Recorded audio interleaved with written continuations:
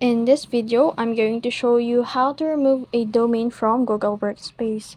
Now, this process is straightforward but requires admin access to your Google Workspace account.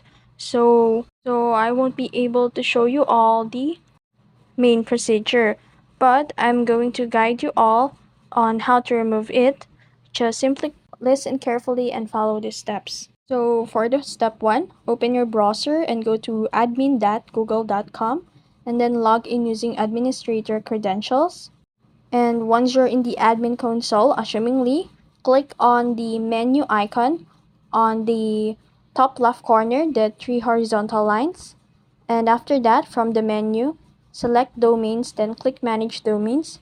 This will show you a list of all the domains linked to your Google Workspace account.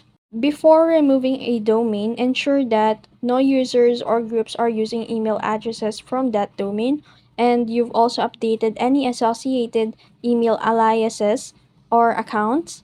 And then after that, if users or aliases are still linked to the domain, you'll need to remove or update them first.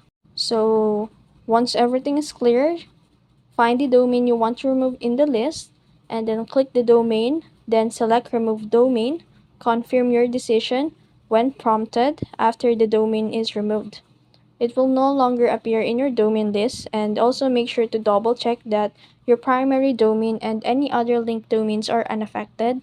And that's it. That's how you remove domain from Google Workspace. I hope this guide makes it easier for you.